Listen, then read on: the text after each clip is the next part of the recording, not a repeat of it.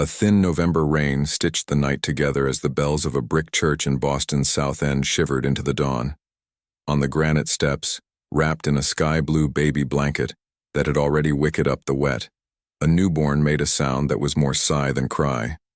The sacristan, late and out of breath, swept his key into the lock and froze. A white envelope lay atop the blanket like a small surrender flag. 2 words trembled in blue ink. "Forgive me." They called him Baby Boy Foundling Tremont Street on the first report. He became Michael Doe on the paperwork, a name that fit like a coat borrowed in haste. Over the months and years that followed, his days were measured less by birthdays than by doorways. The threshold of a foster home that smelled of cinnamon and cigarettes. The hollow echo of a group home dining hall where metal trays clattered like rain. The cracked vinyl seat of a social worker's sedan tracing routes between neighborhoods he learned by the shape of their skylines. He was 5 when Tom and Eileen Keating, a plumber and an elementary school aide from Dorchester, chose him. Chosen. It was a word people said with warmth, as though it canceled out all the days he hadn't been. Tom's laugh filled rooms. Eileen hummed Sinatra while she cooked. They taped his drawings to the fridge and told neighbors that Michael had a big future. At school, though, kids could be mercilessly precise.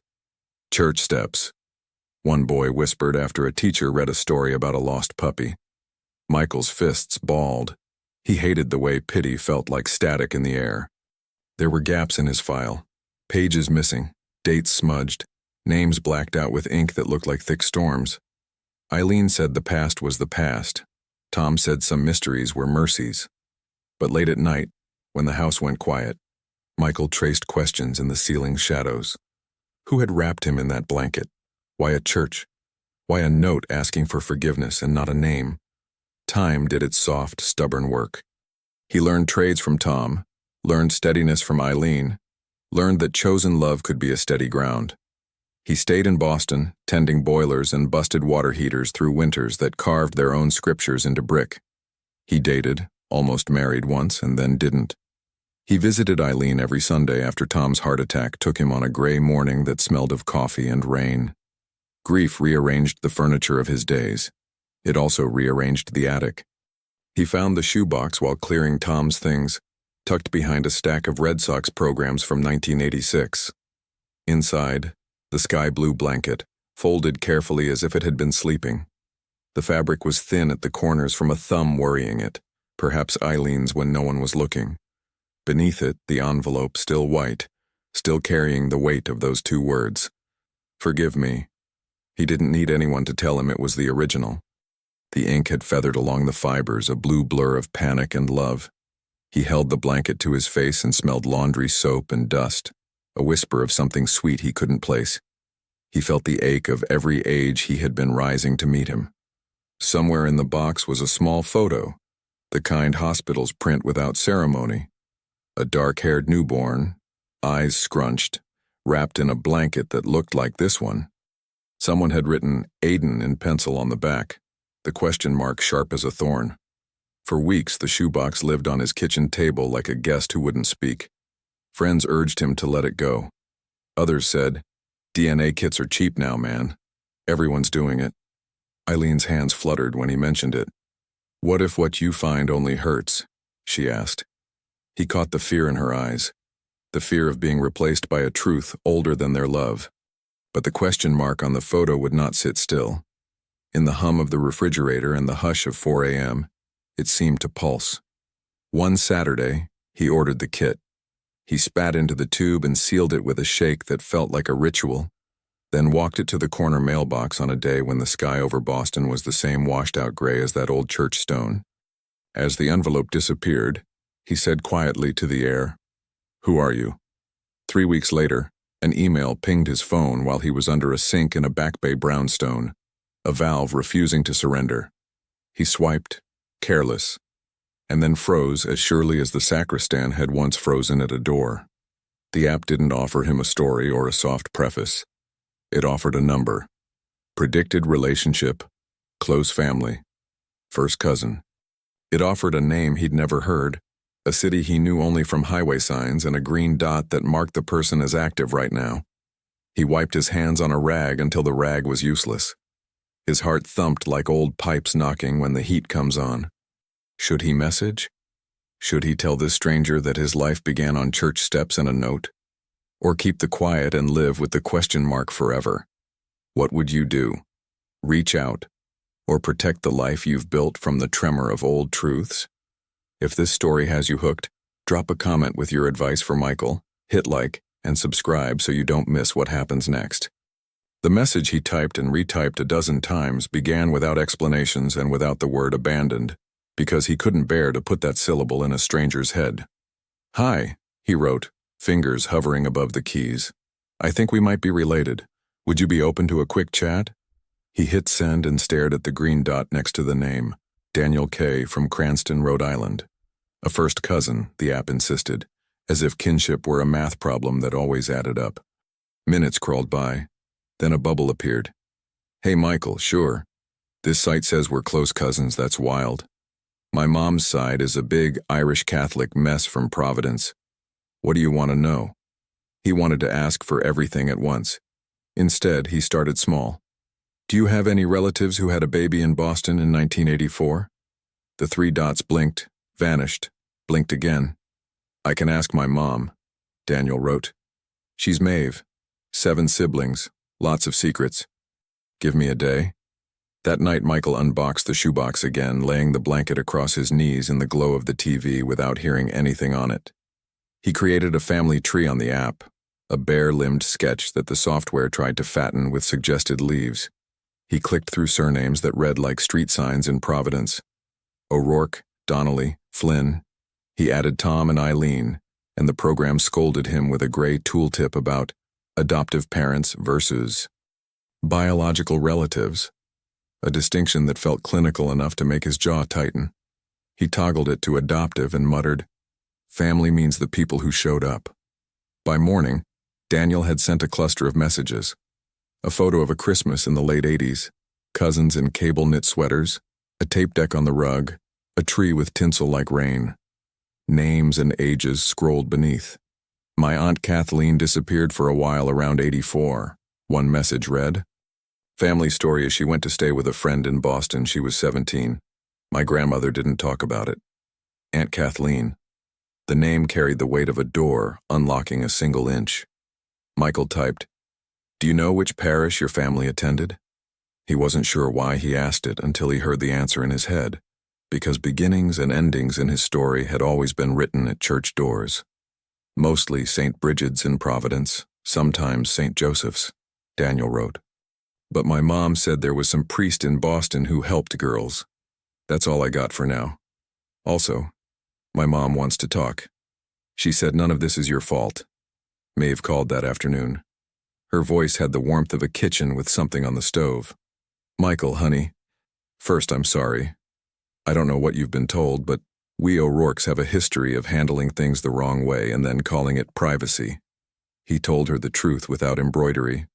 He was found on church steps. He grew up loved. He had a note that said, "Forgive me." On the other end, a sharp breath. "That sounds like Kathleen," she said softly. She was sweet, stubborn, always saving strays. She got in trouble senior year. My mother sent her to help an aunt in Dorchester. She came back pale and quiet and wouldn't go near babies for a long time. "What happened to her?" he asked. "She left Rhode Island in the 90s. California, we think. We didn't keep in touch like we should have." There was shame, and church and the kind of silence that grows like ivy over everything. Maeve paused.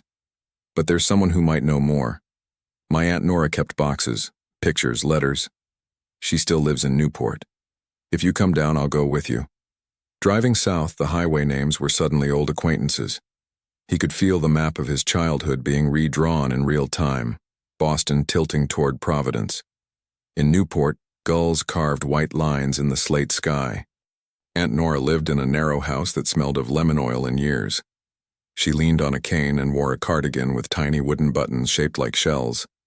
"You look like someone," she said as soon as she saw him. And he did not know if she meant Tom or a ghost from 1984.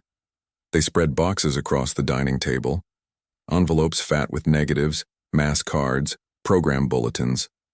Maeve's fingers trembled as she opened a rubber-banded stack of letters postmarked 1984. Dorchester, South Boston, Tremont Street. Michael's heart lurched. He recognized the address like you recognize your own reflection the first time you notice it aging. In one letter, a rounded teenage script wrote about the ladies at St. Monica's and Father R. In another, a sentence stopped and started, scratched out and resumed with, "I can't bring him home, they'll never forgive me." Aunt Nora pursed her lips. Father R would be Father Riley, she said. He was the one everybody whispered about when a girl got herself in a fix, said he could find a family quick. She tapped the name with a spotted finger. He kept a ledger. He kept everything. But when he retired, the parish went quiet. People said the books disappeared. The small victories, names, places, letters, felt like stepping stones across a dark river. But on the far bank was a thicket. Missing records, euphemisms, the disappearances that shame demanded. Michael photocopied the letters, took pictures on his phone, traced the loop of the K in Kathleen until it echoed the tremor in the word, forgive. "Do you want to try the rectory?" Maeve asked. "If Father Riley's still alive, he's in Providence now. He'll be 90 if he's a day." They found a number. Michael dialed, palms damp, pulse loud in his ears. A recorded voice offered options, then another voice, human, weary, picked up. "St. Joseph's Rectory."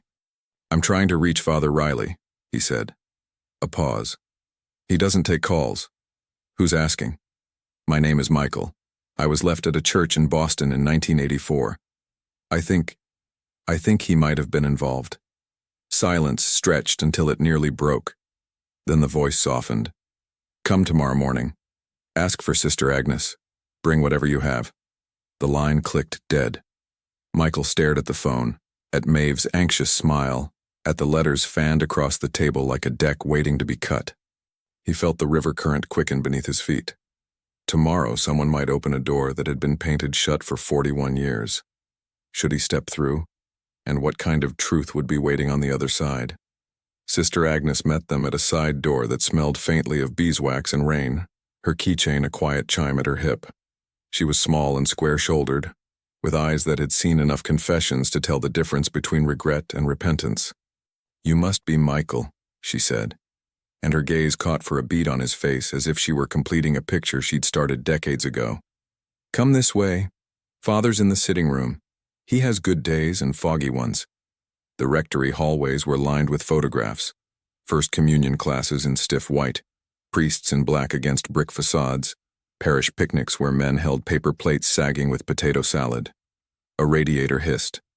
Somewhere a clock ticked like a soft metronome for prayer. She ushered them into a room where a man with a thin shock of white hair sat under a lamp.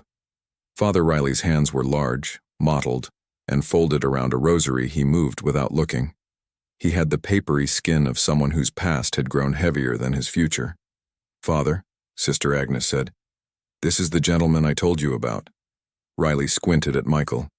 "You're from Boston?" "South End," Michael said. "Tremont Street." He laid the photocopies on the table, the letters, the photo with its penciled Aiden, the note that said, "Forgive me." His voice was steady, which surprised him. "I think you knew my mother." Riley's thumb paused on a bead. A long breath pulled his shoulders up and let them down. "There were many girls," he said as if reciting a litany. "It was a different time." Sister Agnes's chin lifted almost imperceptibly.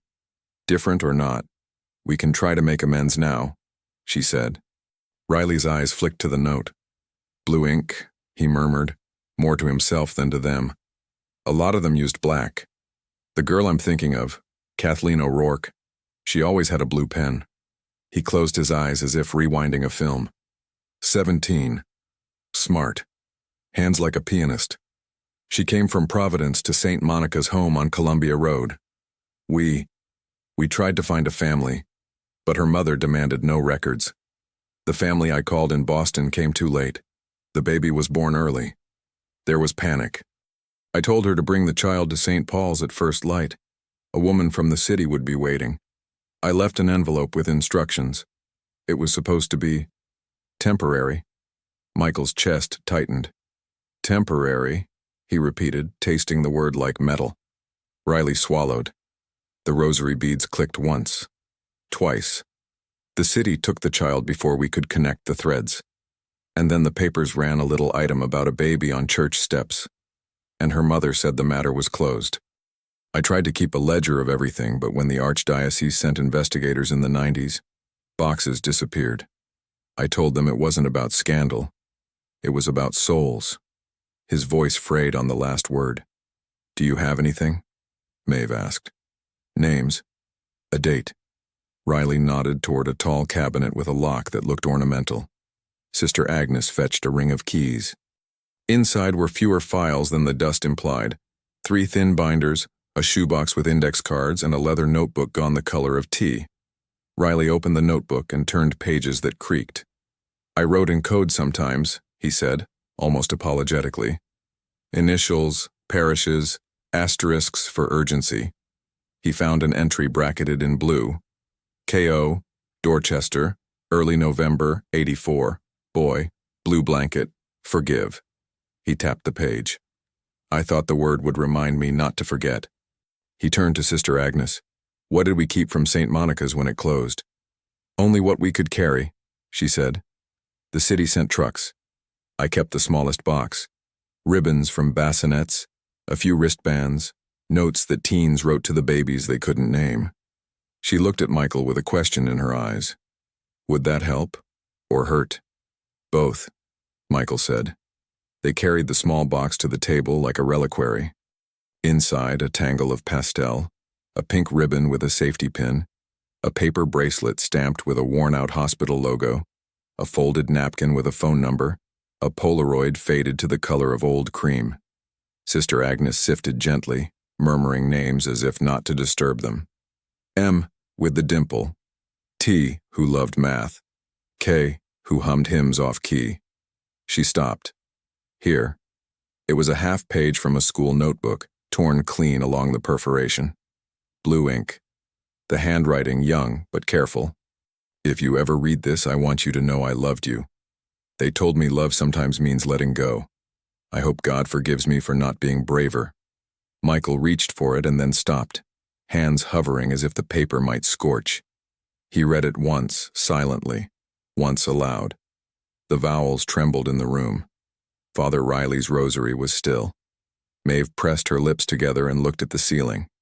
He needs her name, Maeve said, voice firming as if she were talking to younger versions of herself. He needs a path. Riley nodded, slow. Kathleen left for California, he said. A shelter in San Diego. I wrote a reference so they would take her. The director was Sister Claire Nolan. If she's alive, she'll remember everything. Sister Agnes had a computer that wheezed like an old harmonium. She typed with 2 fingers squinting over gold-rimmed glasses. There's an alumni group, she said. A reunion page for residents. An admin named Erin Nolan. Perhaps Sister Claire's niece.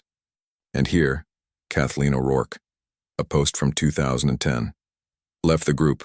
Privacy concerns. No location. Michael felt the ground tilt, not violently, but decisively, as when a train switches tracks. A letter in blue ink from 1984. A priest who remembered the color of a pen. A name. A city. He could go west. He could knock on a door 4 decades late. But whose life would he walk into? And what debt would the truth demand? If your life pivoted on a single letter from the past, would you follow it across the country, or protect the fragile peace you've made? He flew east to west and back again without leaving New England. The ticket he bought was not for a plane but for a thread, an email to the alumni group admin, Megan Nolan, whose replies arrived with the brisk kindness of someone who had seen too much to flinch. Sister Claire is retired but sharp, she wrote. She keeps a little archive in her apartment, names changed, dates noted. Give me a day to ask her if she'll talk. The day was barely half over when Megan called. She remembers Kathleen, Megan said, skipping past small talk like a stone over water.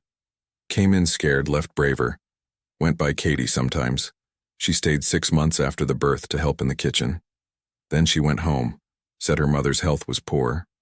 A year later she wrote back with a new address in, Warwick, Rhode Island. Papers rustled. There's also a line here. Daughter in 88. Name withheld. Sister Claire underlines things when they matter. This is underlined twice.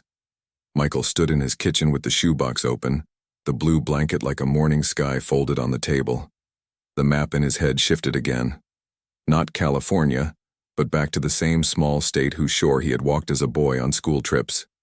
Warwick, 1988. A daughter. The app on his phone, as if eavesdropping on fate, pinged. New match. Predicted relationship, half-sibling. The name lit up his screen with a familiarity that felt preordained. Aaron O'Rourke. He clicked before he could overthink it. Aaron's profile held a single photograph, all light and freckles and a smile that reached carefully toward the camera. Her message was already waiting. Hi, Michael. I'm not sure how to start. I think we share a mother. I've always known there was a first baby no one talked about. If that's you, I've wanted to find you since I was 10. They met in Newport, where wind turned harbor water into hammered pewter and coffee shops glowed like small safe rooms against the cold. Aaron chose a booth by the window. You look like the picture that isn't in our house, she said, half laughing, half crying. She set a shoebox on the table, a twin to his but filled with different ghosts. A hospital bracelet with the plastic gone cloudy. A Polaroid of a girl in a pale uniform beside a stainless steel counter. A folded note in blue ink that began, "If you ever read this." She wrote to both of us, Aaron said. My version ends with, "I hope you find me kinder than I was at 17. She pushed across another treasure. A creased card from a florist in Providence, the back scribbled with a single word. Aiden. She wanted that to be your name, Aaron said softly. She said she read it in a book and liked that it meant little fire. She kept the blanket because blue was the color of all the brave things she couldn't say.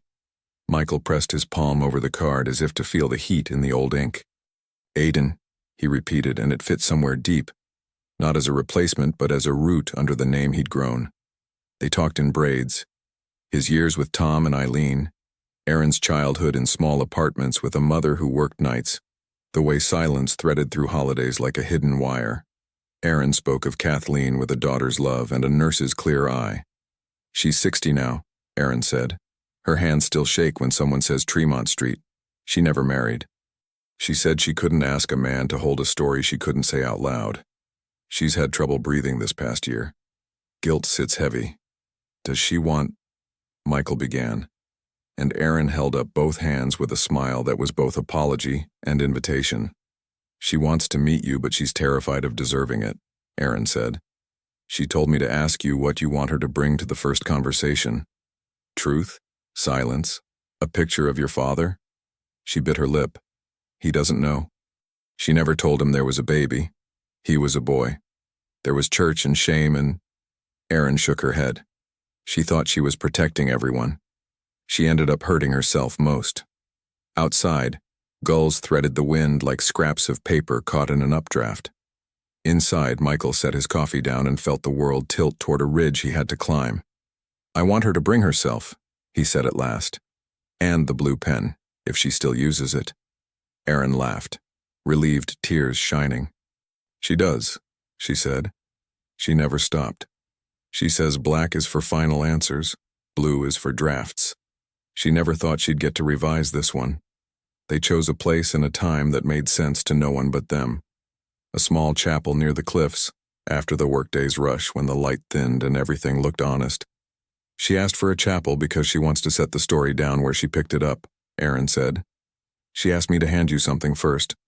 From the shoebox, Aaron took a narrow strip of fabric, the end of a ribbon unraveling to threads.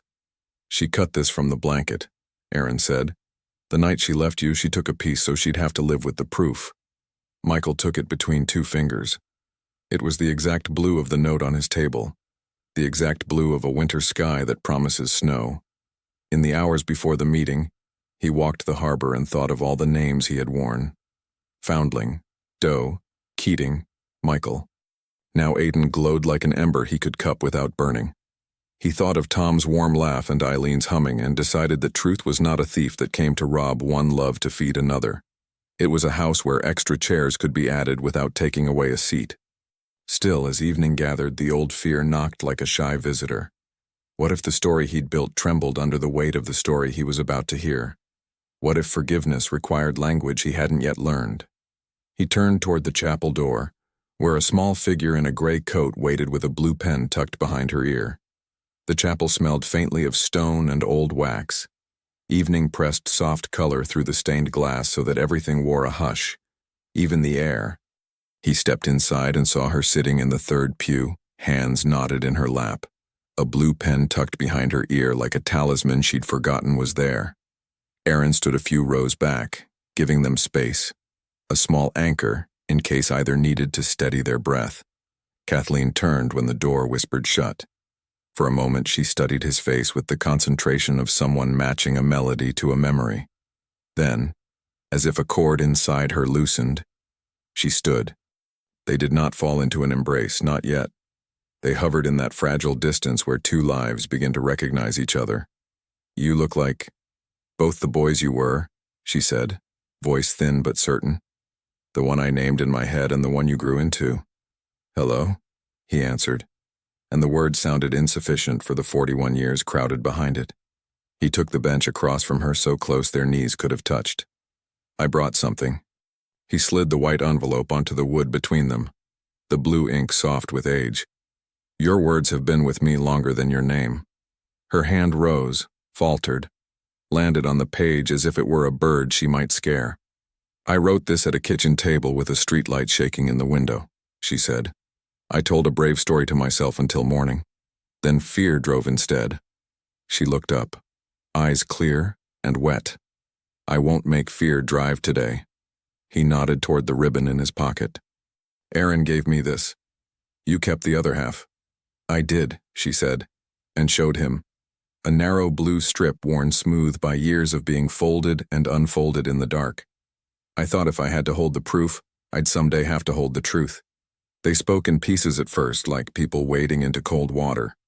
She told him about the 17-year-old she had been, the single semester that unraveled, the mother who spoke in commandments, the priest who offered a door that looked like mercy and turned out to be a quiet corridor to nowhere.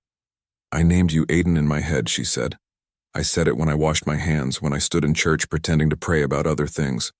The night I left you, I asked God to let the right people find you, that if I had to be small, someone else would be big." "They were," he said softly. "Tom and Eileen. They were as big as a sky." He told her about Dorchester kitchens, fixed boilers, bad jokes, winters that taught you to layer stubbornness under your coat. He told her he had been loved, not as a consolation prize but as a choice that held. Relief crossed her face like sunlight breaking past cloud. "Then I paid one price to spare you another," she whispered, not as a boast, but as a ledger balancing itself at last. She reached into her bag and took out a photograph, the kind that blurs when handled by hope too often. A boy and a girl at a high school dance, his arm awkward, her smile brave. "Your father," she said. "Sean. I didn't tell him. He was just a boy, too. He lives in Maine now. I wrote his name every few years in a notebook and never mailed the letter. If you want, I'll tell him. If you don't, I won't. I won't let another secret steal a decade." He studied the photo, the way the boy's collar didn't sit right, the way Kathleen's eyes already contained both daring and doubt. "Maybe we tell him together," he said, "but not before dinner." They laughed, a small shared miracle, and something settled between them that wasn't forgiveness exactly, more like agreement to walk the remaining distance without looking away. Aaron came forward with a tissue and a grin that tilted as if trying not to spill joy. They moved to the front pew, and there, under a stained glass saint who had no idea he'd become witness to a family meeting, they exchanged what could be exchanged: names, numbers, a first plan. "What should we call you?" Kathleen asked. "I don't want to steal Michael the way I stole other things." "He can be both," Aaron said before he could answer. "He can be Aiden and Michael. He can be Keating and O'Rourke. We can make more room at the table." He felt the truth of it. Identity not as a single door, but as a house with additions built carefully, lovingly, square by square. "Aiden Michael works," he said, and watched her mouth the sound like a prayer answered in its own time. When the light thinned to violet, they walked to the chapel's small side altar. Kathleen touched the stone with her fingertips. I left you on steps that felt like this, she said. I thought holiness could absorb my mistake. I understand now. Holiness happens when people meet you at the steps and carry you inside. He unfolded the sky-blue blanket he had carried in his bag, the fabric older now than the fear that once wrapped it. He laid it on the front pew like a small altar cloth. No dramatic speeches, no grand gestures, just a simple placement that said, "This too belongs here." Kathleen rested her palm upon it and exhaled as if putting down a burden she had hoisted with her heart. For so long her back had forgotten another posture. They left the chapel with a plan that could hold the weight of hope. Dinner that night at a harbor diner. Sunday calls with Eileen, who had texted, "Tell her she gave me my son to love. I'll thank her myself. A visit to Maine next month if Sean wanted to meet the truth he had unknowingly helped create." On the sidewalk, Kathleen took the blue pen from behind her ear. "For when we write to him," she said, pressing it into his hand. "Black is for final answers. Blue is for drafts." Her smile gentled. "We can draft this together." As they walked toward the pier, gulls tilted like torn paper in the wind. He felt lighter but not emptied, fuller but not crowded. He had not traded one life for another. He had gathered his names into a single sturdy chord. If forgiveness had a sound, it was this. The low thrum of a harbor evening, the quiet scrape of a pen uncapped, the soft consonant of a mother saying the name she had been saving for 41 years. What about you? What would you say to someone who left you and then loved you from a distance? Do you believe identity is found, chosen, or both? If this story moved you, please like the video, subscribe for more true emotional stories, and share your thoughts in the comments. Your voice helps others find hope in their own long journeys home.